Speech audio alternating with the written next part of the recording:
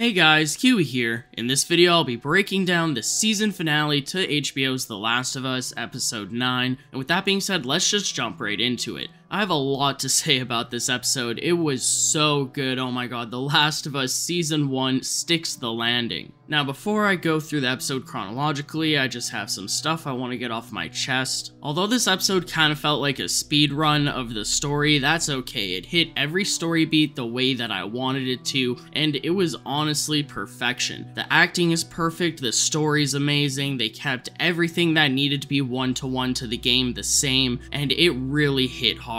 I am so happy and satisfied with this finale, it's not even funny. So to be honest, all things considered, this is everything I could have hoped for. As a video game purist, as someone who is incredibly critical of this show compared to the source material, but it's still way better than any other video game adaptation I've ever seen, to the point that, yeah, I think this may be the best video game adaptation of all time. This show does have its ups and downs, which I might get into near the end of the video, but right now I just want to gush over this season finale, so let's go ahead and talk our way through it. So this episode actually gets a cold open, and we see Ashley Johnson, who is the voice actor for Ellie from the video games, as Ellie's mother in the show. And there's tons of symbolism here, obviously Ellie giving birth to Ellie. It's kind of weird hearing Ellie's voice from the game as Ellie's mother in the show, but it works really well, and I really love how they did this. Ashley Johnson did an amazing job here in this opening scene, and I really like seeing more of her relationship with Marlene, the leader of the Fireflies. Now, into the whole she got bit as she was giving birth situation. It's been a fan theory from the games for a long time that Ellie's mother got bit while she was pregnant, and that's why Ellie's immune, and I do think that's what the show is implying. So we now technically know how to become immune in The Last of Us, but it's very circumstantial and very hard to replicate because, yeah, a mother does need to get bitten while she's pregnant with the child, but she needs to be able to give birth to the child before the infection takes her over. And also, did she get bitten and infected before the child was born, or did she get bitten and infected after the child was born with the immunity kind of going through the umbilical cord? Regardless, I think this was brilliantly done, and I was fully invested in the episode from the second that it started. It is incredibly intense with action, how she's running away from the infected while she's pregnant, her water breaks, and then the infected breaks in, and she manages to save her own life, well, just long enough to give birth. It is kind of funny how she almost gave birth without even realizing it due to the,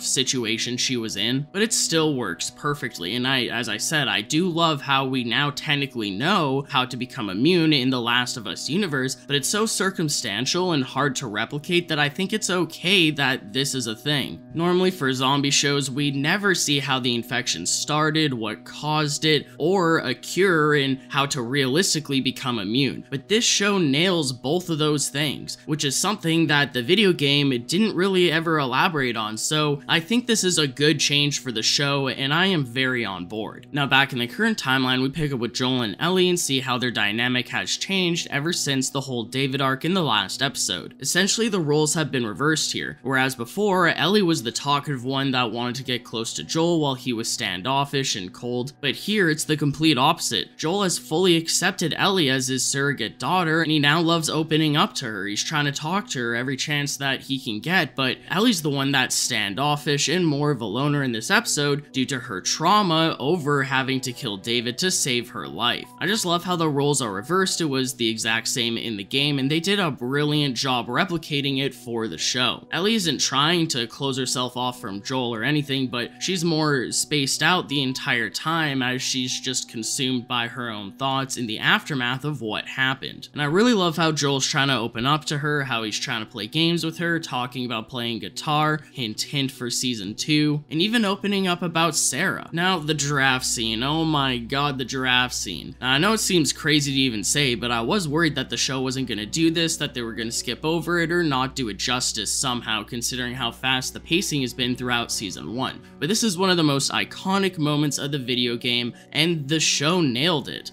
From the second that Ellie drops the ladder and starts yelling at Joel to come see what she found, I knew what we were gonna get, and I was so excited. And this is the first of multiple moments in this show where we get something exactly like the video game, but they remix it to almost make you not expect when it's going to happen. I wasn't expecting the giraffe scene to happen while they were going up this skyscraper, but I'm incredibly happy that it did. It almost kind of kept me on my toes. The CGI for the giraffe was a little bit wonky, kind of, but nothing like the Walking Dead deer, if you remember that, if you ever saw that, during when Rick and Michonne went to the carnival or whatever. Nothing like that. I still think that the giraffe was pretty well done. You could clearly tell that it wasn't real, but it was good enough. And so a little change here from the game, Joel actually gets Ellie to feed the giraffe instead of just petting it. It works just as well, if not even better. And honestly, in this episode, Bella Ramsey has never been more like Ellie. It's honestly 1-to-1, and she completely perfected this character by the end of the season. She was good throughout, but this is the most Ellie that I've ever seen her. And the giraffe scene works perfect in tandem to her being so spaced out and standoffish, because this is exactly what she needed to perk herself up. She was very sad and depressed over the David arc for most of the first part of this episode while trying to hide it while, you know, being spaced out, but the second that she sees the giraffe and all that giddy childlike wonder rushes back to her,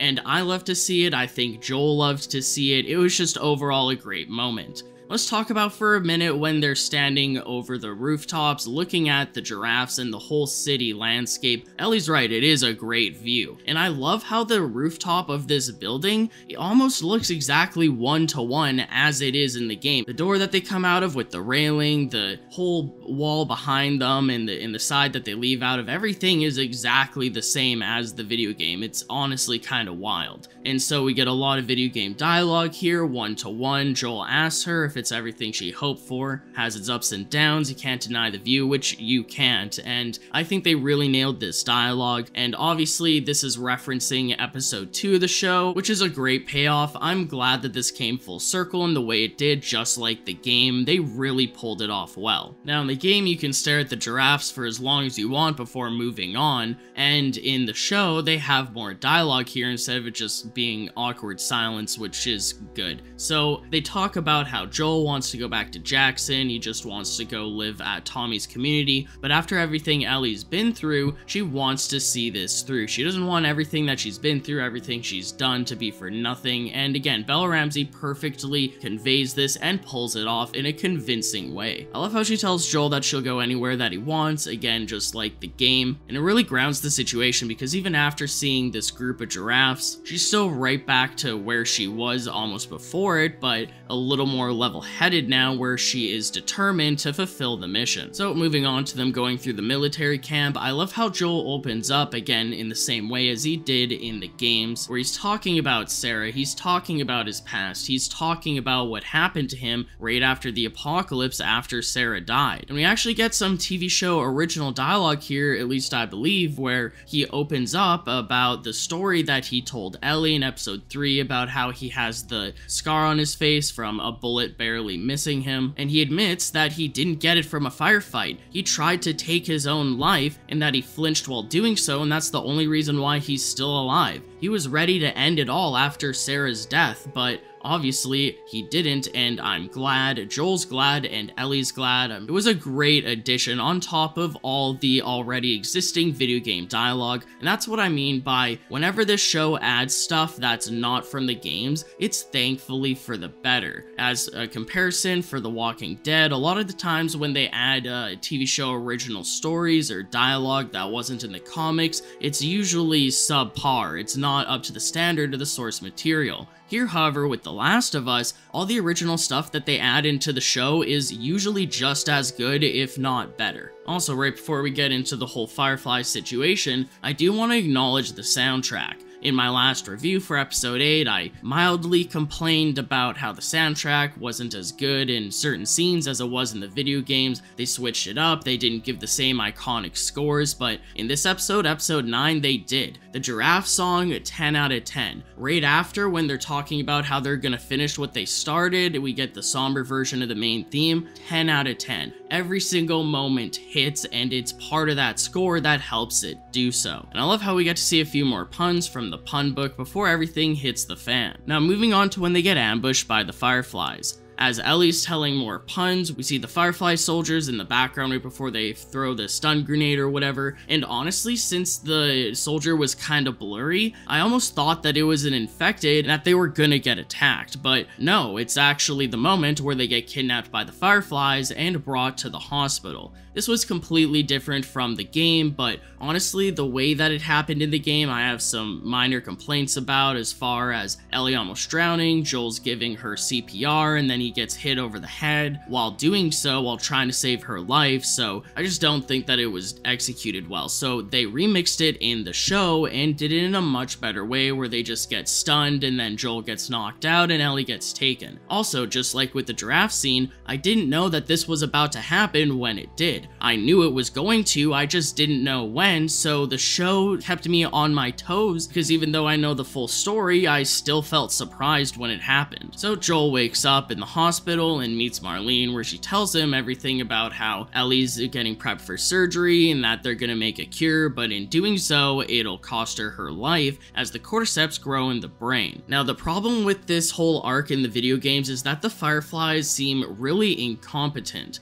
They seem like they don't know how to defend themselves, they're dying left and right, there's not much of them left, and when you're going throughout the game and you're picking up little notes and audio logs and whatnot, the doctors seem kind of incompetent, where they don't truly believe or even know if they're gonna truly be able to accomplish making a cure even with Ellie. Now, the Fireflies in the show still seem kind of incompetent, with Marlene saying how she lost half of their men getting across the country, but it's still vague in regard to if they would have actually been able to make a cure. And I think it's more likely in the TV show universe than in the video game universe, which makes the moral and ethical decision that Joel makes to save her life, but essentially doom the rest of the world, that much more impactful. Because in the game, you could argue, well, he saved her life, but even if they went through the surgery, it's possible she would have died in vain and they wouldn't have been able to make a cure. But in the TV show, I truly do believe that it was possible for them to make a cure, so Joel saving her is incredibly selfish because he essentially doomed the world. So as Joel starts getting escorted out of the building, he actually overtakes both guards that are escorting him out. In the game, it was only one guy, but in the show, it's two guys, and he still overpowers them. Now, for a lot of the show, they did cut out a lot of the gun violence from the game, and a lot of it made me think that they were saving all of the gun violence for this episode to make it more impactful, and it seems like that's exactly what they did, and it worked really well. I didn't get a body count of how many people that Joel killed in order to get to Ellie, but it's definitely a lot. It's just on the verge of being unrealistic, like how can one guy take out an entire army, but Joel is a seasoned veteran here in regards to knowing how to survive and successfully live through gunfights, so it is realistic enough that I'll let it slide, especially since it's so impactful and one-to-one with the game.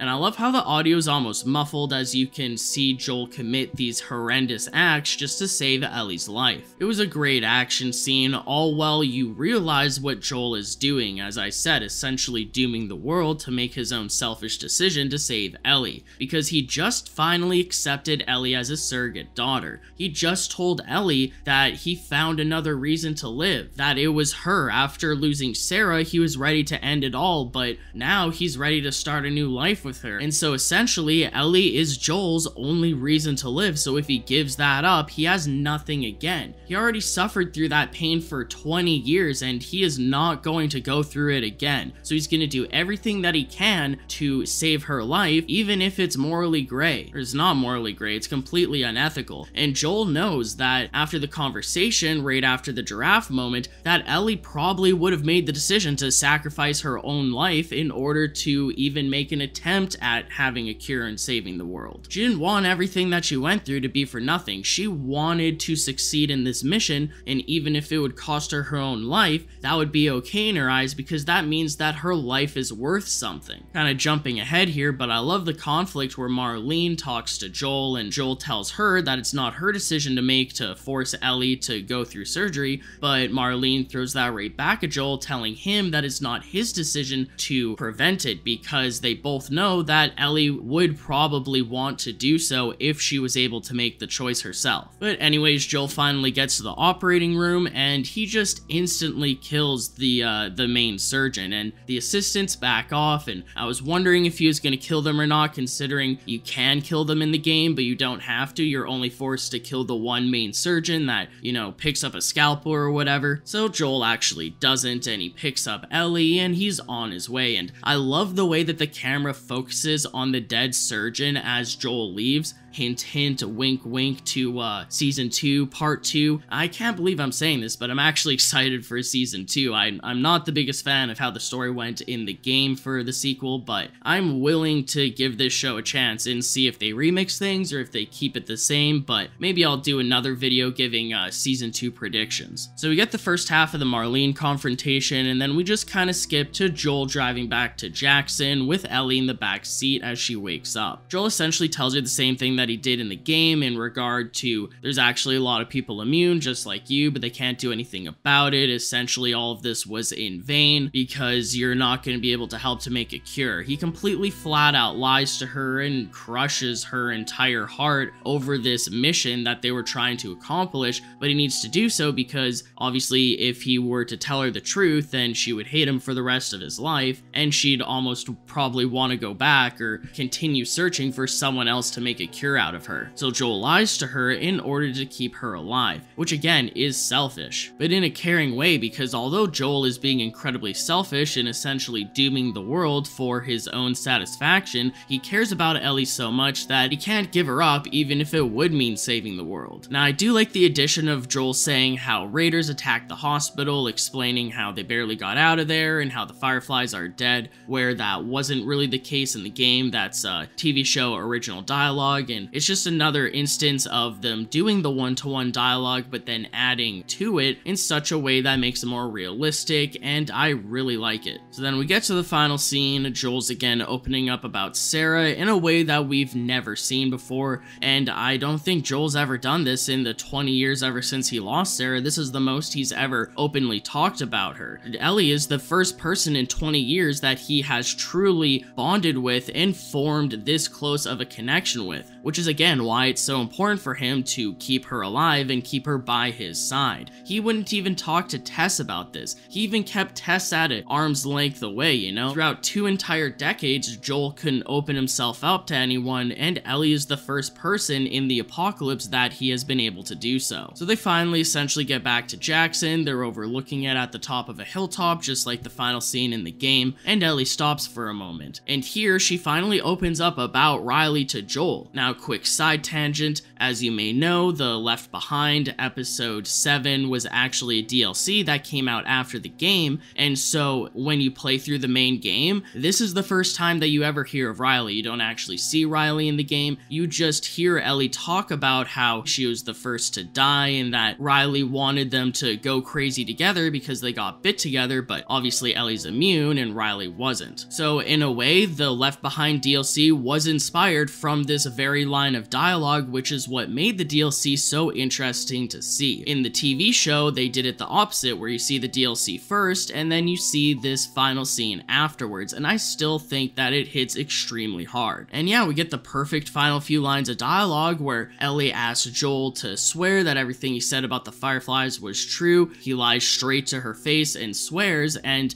Ellie kind of deep down knows, but she still chooses to go against her better judgment and believe him because she doesn't really have much of a choice otherwise, honestly. And so she says okay, even though she probably knows that he's lying, but she almost needs to believe him, which I assume will be elaborated on more in Season 2, just like it was in Part 2 of the games. And yeah, roll credits. What an amazing season finale. I only think I've ever given an episode of this show a 9 out of 10. I know I did with episode 1, maybe episode 4 and 5 as well, but this episode gets a 10 out of 10, if not an 11 out of 10. This episode went beyond my expectations. It did everything I wanted it to do, and then more. Considering how well I know the original game, I am really impressed with how I was still surprised and so satisfied by the way that they adapted it. Now, to be honest, there's a lot more I could say about this episode and this series as a whole, but I'll just give the entire first first season some final thoughts here, and then maybe in a month or so, I'm not sure exactly when, but I will be doing a full retrospective of season 1 where I rank every episode in a tier list as one giant video, like an hour or two long. But just for some quick overall thoughts of the first season, it was a little bit rushed pacing wise. I do stand by the fact that I think the first game could have been made into 2 seasons instead of just 1,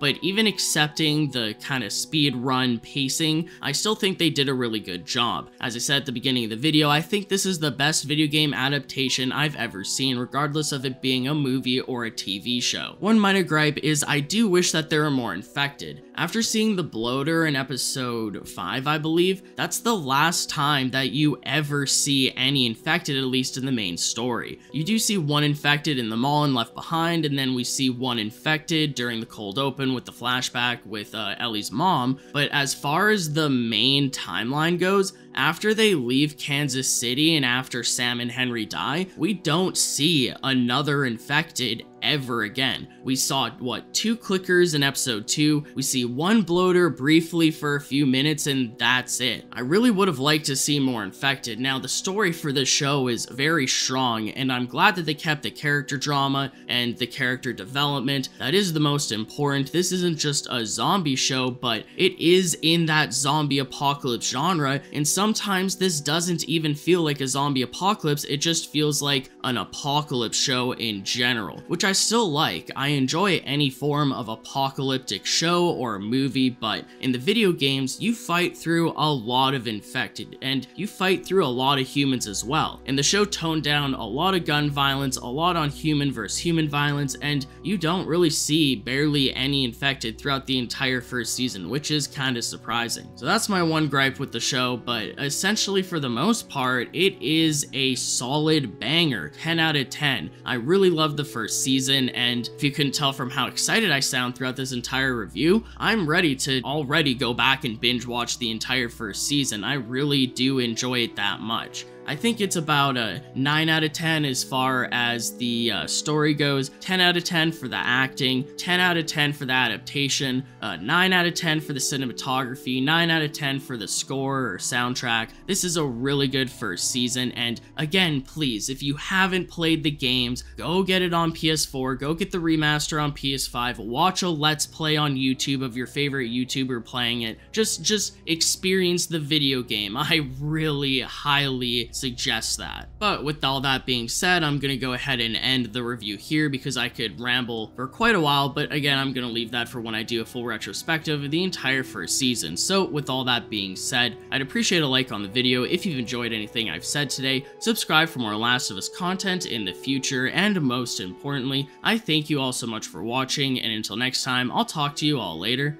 Peace out.